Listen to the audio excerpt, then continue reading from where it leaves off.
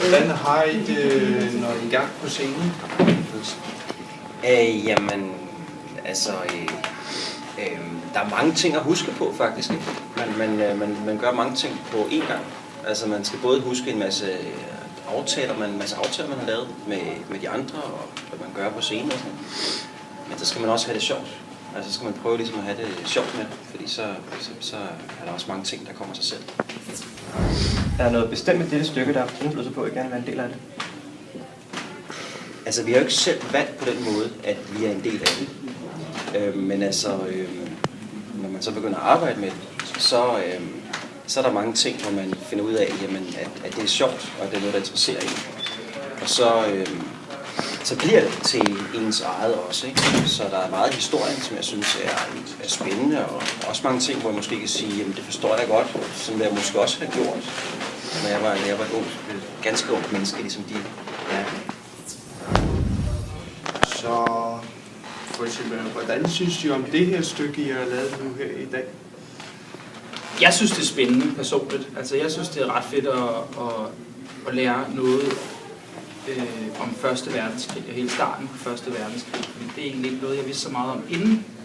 Så jeg synes faktisk, det var en ting er, at jeg synes, det er sjovt at spille skuespil, og jeg er uddannet skuespiller, men at jeg også lærte noget sådan rent historisk samtidig med, det var ret fedt. Det var lidt specielt den her forestilling, synes jeg.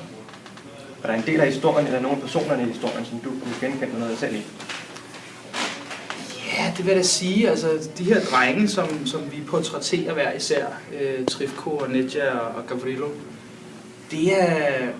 Jeg kan godt følge dem et langt stykke hen ad vejen, at når de kommer fra et område, hvor de bor og født og opvokset, som er med et lidt fattige kår, har ikke så mange penge, har ikke så mange muligheder, at når der så kommer nogen udefra fra nogle andre lande og undertrykker dem endnu mere, altså har de sådan et behov for at skulle kæmpe lidt imod og sige, hey, nu er det stop, og vi vil gerne have vores frihed.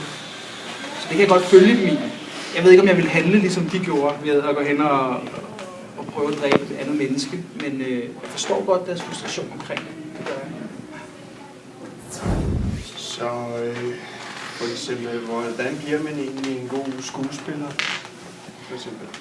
Det er der nok mange svar på.